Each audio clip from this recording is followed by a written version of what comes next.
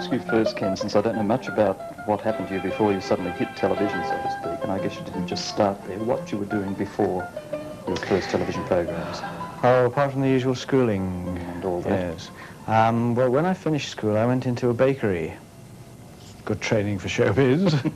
I got the job of scraping, you know when sausage rolls go into the bakery, the oven thing, bits drip out onto the tray, and I had the glorious job of scraping the bits off. Sounds wonderful. It was a fabulous job. It lasted all of 1 month. Then I went into an advertising agency.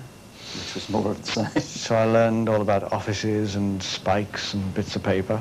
Had you any idea of what you really wanted to do at that time? Not Or was at it just a all. matter of shifting and... My whole life has been just chance happenings. In fact, I never make major decisions. Whenever there's a major decision between two equal things, I flip a coin these days. Is that right? Yeah. Has it worked out for you okay today? Then I figure out whether I'm going to agree with the result. I phone around asking people what to do.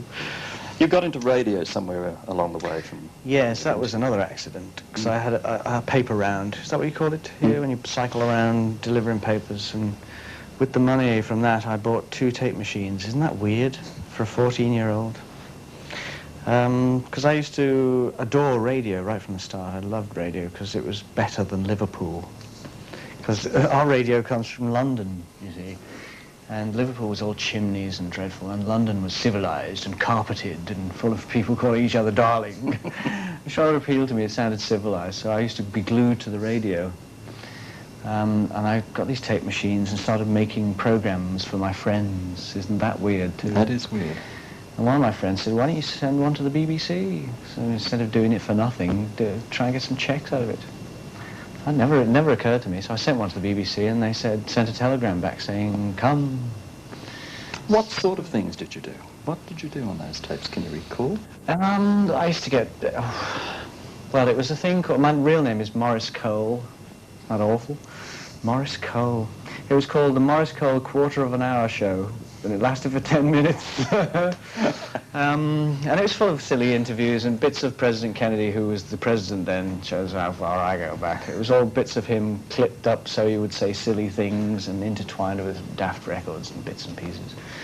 And the BBC quite took to that, and they thought they'd have a little dose of that, so they put it out on the radio and interviewed me and everything. And as on the way out, I said, ooh, have you got a job here? I don't want to go back to Liverpool, because it's all carpeted here and people call you darling.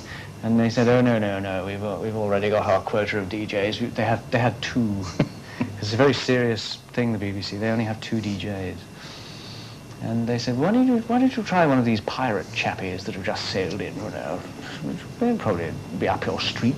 So I sent the same tape, and I was on board the next day. They were that desperate for disc jockeys. You then, this was about the time, was it, Ken, that the Beatles were getting started, because a very big break for you, wasn't it, was your connection with the Beatles and the tour that they did in America? It was a great era, Ivan. I think people were leaving Liverpool in great quantities. It was to be, and I just left it. Yes. It was good. England was a great place to be then anyway, because it was just at the crest, just before we dived. And there was the Beatles happening, there was psychedelia, pirate radio, Mary Quant, Carnaby Street, woof. Swinging London. And pirate radio, and there I was on the watery waves, wirelessing away at the nation. Well, how did you get mixed up with the Beatles, if that's the word I want? Well, there was an incident at one of the theatres where the Beatles were playing. They were playing away on stage, and Ringo was drumming, and some kid threw a jelly baby on stage. You know what jelly baby is? Those sweet... You bite the heads off first. Somebody threw a jelly baby on stage, and he went, oh, a jelly baby. He picked it up and ate it, and the next concert, there were 8 million jelly babies thrown at the stage. So Mr. Bassett, who owned the Jelly Baby Company, said, I want some small, silly disc jockey to roam around America on the next tour, reporting back on how they're doing, and we'll put ads in, we'll call it the Bassett's Jelly Baby Show. You were the man. I was the one they chose, yeah, because I think it was because I was from Liverpool. And when did the decision come, or the chance come, to go into television, Ken? Because the thing that was striking about your program from the first time it was seen here was that it wasn't just another television show, but someone who had come into television determined to use the medium, I think, in an original way, or so it seemed to me. Well, I'd looked at television for a long time, since before the black and white days even, when it was just black. And it always looked a bit stuffy, you know. It looked as though it could have a bit of jolliness thrown in, and people weren't using it as I would have liked to. It was just stuffy. BBC. I don't know about Australian television's probably been jolly from the start, but the BBC, when it started, it was owned by a lot of pinstriped suits with people somewhere hidden inside. It was very stuffy. So when it came my turn to have a go at it, I thought, well, let's have a bit of fun on it and do jingles and daft things and run around the studio and do potty stuff. So that was about it. Did you find that difficult to get that idea across, or were people looking for something different? I think they just wanted to have my television show be like my radio show, which was also very silly and all cut up into bits. And did you use some of the characters? Had you created characters in your radio show prior to this? No, I got a couple of chums to be my scriptwriters, because it's different with television. You have to have help. Sure. You can't just do a whole intercontinental satellite-ridden show on your own. It's just too difficult.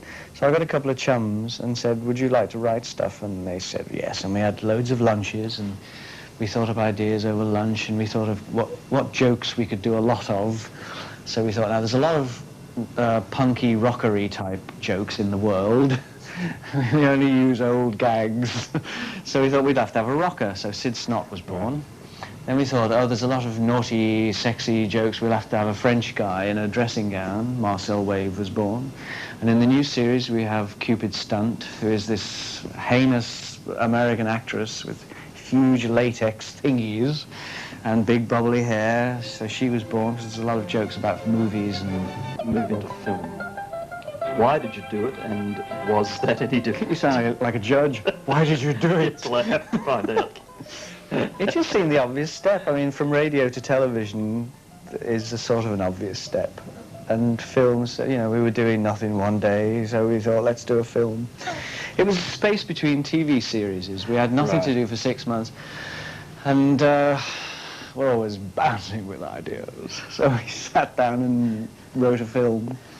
And it was such a relief, because instead of playing 8 million characters every half hour, it was just one character for 5 weeks. No latex. Nothing like that. Was there any difference, as far as you were concerned, making the film, apart from the fact that you had more time to concentrate probably on what you were doing? The difference, yeah, it was a lot more comfortable. Because you're concentrating on one story for 5 weeks. The only problem is there's only one camera with film. So, I mean, somebody says a line like, how could you do this to me? Cut. And the camera's moved around to your point of view, and then 10 minutes later they say, but I had no idea, Rodney. Cut. The camera moves back to you. It's like 9 hours for one conversation.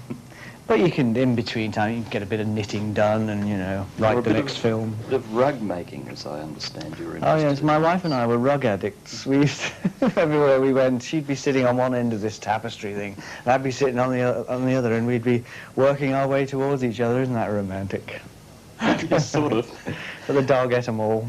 It's typical somehow that when you have a 6 months break between TV shows, you decide to take on a film. Just seemed an interesting new venture. What do you like to do when you're not performing? What are your other interests? Being calm. I've taken up the piano. I was listening to some Beethoven sonatas, which are very slow. Is this an art program? Go ahead. Depends how long you want to talk about Beethoven. Okay. Hold up a card saying boring, if it gets boring. Not boring. I was decided to get, I was listening in a flat to some Beethoven, which is somebody gave me a boxed set. I put it on one day and I was sitting and I thought, that's pretty. I mean, I'm sure I could do that. I've got 10 fingers and half a brain. So I've got half a mind to do that, and that's all it takes. So I thought I'll have a go at it. So I rushed out. I thought, shall I get a baby white grand piano, which would look terrific under the palm tree in my flat? And I got a quote. It was about £3,000 or something. I thought, oh, well, fiddly-dee.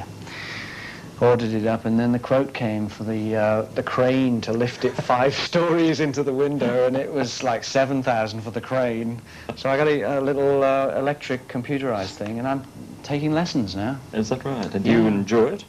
Oh, it's fabulous, yeah. And have you found that you've got the fingers to do I have the what fingers. you want them to do? Yes, I have the fingers. We have the technology, we have the fingers. All it needs is application, I think, and got lots of that. Because there's space between shows, you know. Ken, who do you like to watch yourself when you want to have a laugh that isn't your own jokes?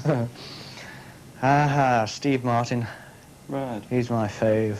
Well, now, why do you think, then, that Steve Martin in cinema hasn't worked as well as he might? Because I think he was a Saturday Night Live man originally, Yes, he was. wasn't he?